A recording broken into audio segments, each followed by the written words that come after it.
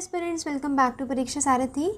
यहाँ मिलेगा आपको ऐसा करंट अफेयर एनालिसिस जो डायरेक्टली आपकी UPSC, UPPSC and other competitive exams के लिए इंपॉर्टेंट होगा। आज है 19 सितंबर 2025 एंड मैं महिमा मिश्रा प्रेजेंट करती हूँ आज का current affair analysis session. And I hope आप अपनी तैयारी में लगातार मेहनत कर रहे होंगे एंड अपने आने वाले एग्ज़ाम्स के लिए एक एक दिन को पूरी तरह से यूटिलाइज़ कर रहे होंगे। चलिए जी, देखते हैं कवर क्या क्या करना है। सबसे पहले हम कवर करेंगे यस्टरडे का प्रीलिम्स क्विक रिकैप। यहाँ पे एक शॉर्ट क्विक रिकैप आपको करवाया जाता है ताकि जो आपने प्रीवियस डे पढ़ा है उसका एक बार रिवीजन हो जाए। नेक्स्ट, वेदर यू रिकॉल, यहाँ पे हम करते हैं एमसीक्यू प्रैक्टिस। एमसीक्यू प्रैक्टिस आप करके मुझे आंसर देते हैं कमेंट सेक्शन में। Next, Saudi Arabia and Pakistan ने एक डिफेंस पैक्ट साइन किया है। देखते हैं इस डिफेंस पैक्ट के अंदर क्या है एंड इंडिया को कैसे इम्प्लीकेशंस हो सकते हैं इसके, क्या रीजनल सिक्योरिटी, क्या ग्लोबल सिक्योरिटी पे इसके इम्प्लीकेशंस हो सकते हैं। ठीक है। Next, US revoked waiver on Chabahar port sanction. Chabahar port के सैंक्शन को उन्होंने वेवर किया था, वो रिवोक कर दिया है, वो वापस लेके आ गए हैं, यानी कि सैंक्शंस को वापस लगा दिया है यूएस प्रेसिडेंट डोनाल्ड ट्रंप ने। This is important. यहाँ पे हम चाबहार पोर्ट को पढ़ेंगे एंड उसकी मैपिंग करेंगे। पीआईबी क्रिस्प, उसके बाद हम पढ़ेंगे जो प्रीलिम्स एंड मेंस के लिए इम्पॉर्टेंट हो जाएगा। फिर हम पढ़ेंगे मैपिंग विद पीवाईक्यूज़। यहाँ पे आपको जो भी प्रीलिम्स में पीवाईक्यूज़ पूछे गए हैं ना, आपको मैपिंग के साथ, आपको ये पीवाईक्यूज़ के साथ मैपिंग कराई जाएगी। उसके बाद देखेंगे जी vocab is also important for your APFO type of exams. Start करते हैं प्रीलिम्स क्विक रिकैप से। प्रीलिम्स क्विक रिकैप में सबसे पहले हमने कल क्या पढ़ा था, ट्रेड, टेक, डिफेंस। EU ने इंडिया के साथ एक न्यू स्ट्रैटेजिक रोड मैप निकाला है जिसमें ट्रेड, ये टेक एंड डिफेंस की बात करी गई है। ठीक है।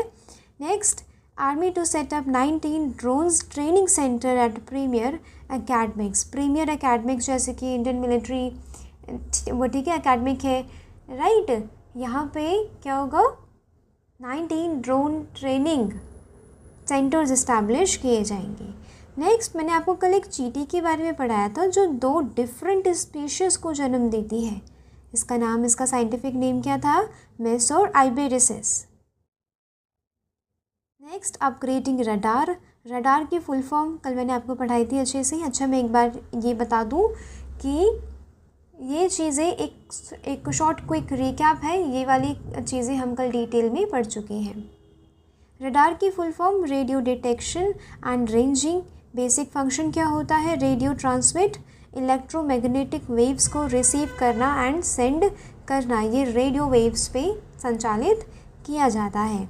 रिसीव एकोर्स to detect target and track identify aerial target, जैसे कि एरियल कोई टारगेट है, राइट। तो रडार क्या करेंगे, बेसिकली इसकी इको से सिग्नल को रिसीव करेंगे एंड ट्रांसमिट करेंगे अदर टेक्नोलॉजीज एंड अथॉरिटीज़ को। नेक्स्ट, लिंगायत के बारे में कल पढ़ा था हमने। लिंगायत के फाउंडर थे बसवन्ना, 12th सेंचुरी कर्नाटका। इनकी बिलीव क्या है, इनकी बिलीव में वर्शिप होता है किसका, इष्टलिंग का। इष्टलिंग ये पर्सनल लिंग धारण करते हैं अपने शरीर पे। रिजेक्ट करते हैं caste system, ritual and temple centric Brahminical practices हो गई, अछूत हो गई, छुआछूत की प्रैक्टिस हो गई, इन सबको ये रिजेक्ट करते हैं। स्क्रिप्चर्स, कौन से स्क्रिप्चर्स हैं जी, इनकी याद रखेंगे, वचनास। जो भी संत की वाणी है, जो भी लिंगायत के संतों की वाणी है ना, वो एक जगह पे रख दी गई है, कंपाइल कर दी गई है, जिसे कहते हैं वचनास। कौन है जी लिंगायत के संत, बसवन्ना, अक्का महादेवी एंड अल्लामा प्रभु। इसे वीर शैविज्म भी कहते हैं। यहाँ पे भक्ति की जाती है भगवान शिव की। देखते हैं वेदर यू रिकॉल। यहाँ पे हम करते हैं एमसीक्यू प्रैक्टिस एंड मुझे पक्का आंसर करिएगा कमेंट सेक्शन में, क्योंकि आपको ये बात पता होनी चाहिए कि जब तक आप एमसीक्यूज़ की प्रैक्टिस नहीं करेंगे तब तक प्रीलिम्स नहीं निकल सकता। इसीलिए कृपया करके मुझे आंसर दिया करिए। India has the largest bamboo resources in Asia.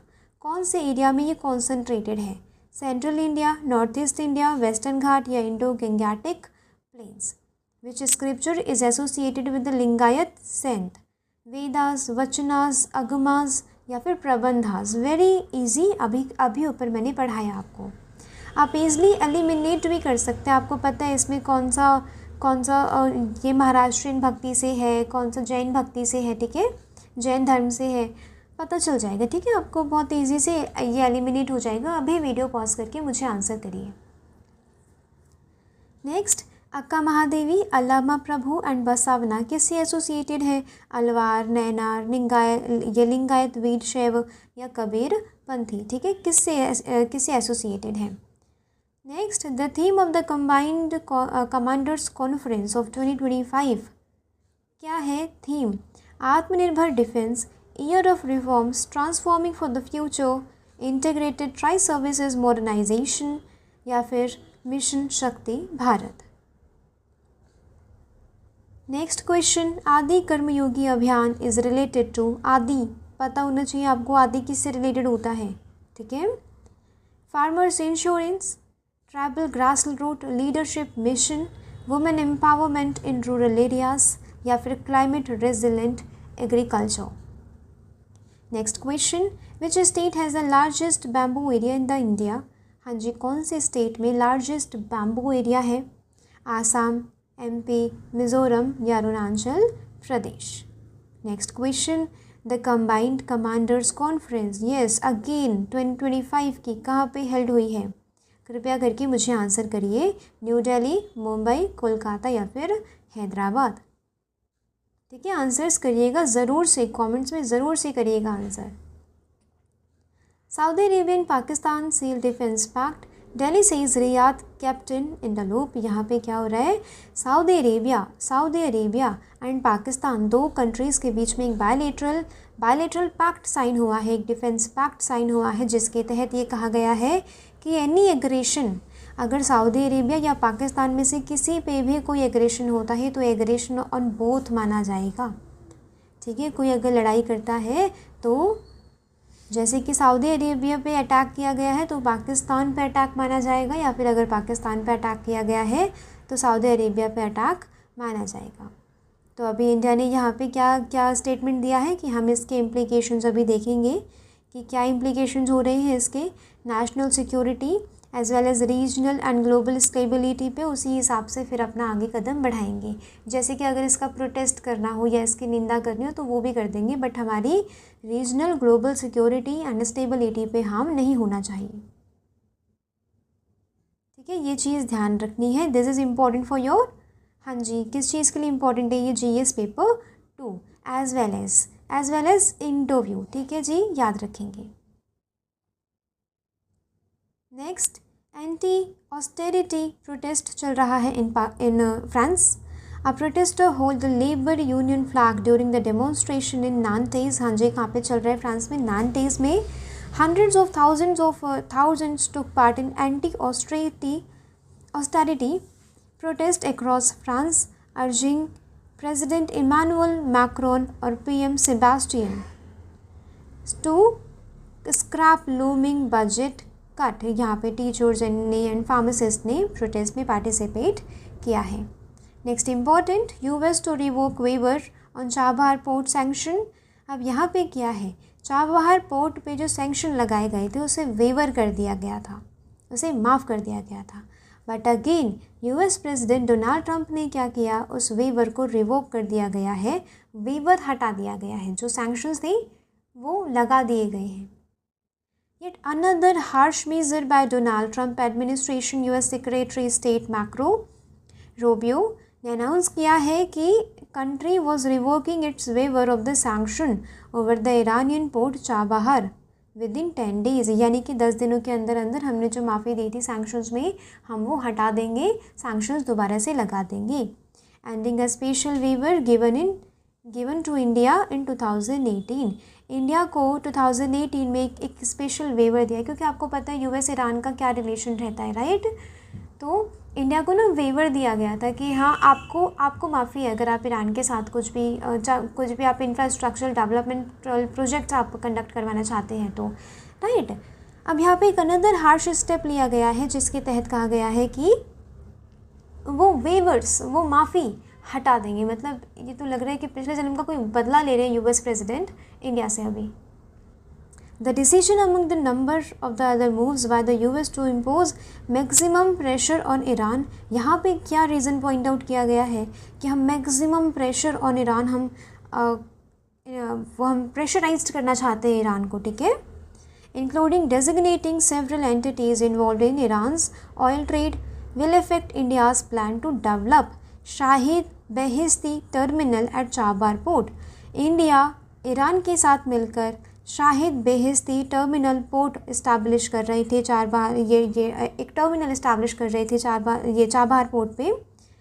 वहाँ पे ये इफ़ेक्ट करेगा, जब ये सैंक्शंस लगा दिए जाएंगे तो ये वापस इंडिया को इफ़ेक्ट करेगा। ये क्या है, एक एन अल्टरनेटिव ट्रेडिंग रूट है for India circumventing Pakistan to send cargo Afghanistan and central Asia. Pakistan को बाईपास करने का ये अच्छा तरीका था, राइट। चाबहार पोर्ट से एंट्री मिलती अफ़गानिस्तान के लिए एंड सेंट्रल एशिया के लिए। सेंट्रल एशिया से इंडिया के रिलेशंस अच्छे होते, बट यहाँ पे अगेन फिर से सैंक्शंस लग गई हैं तो दिक्कत है इंडिया के लिए।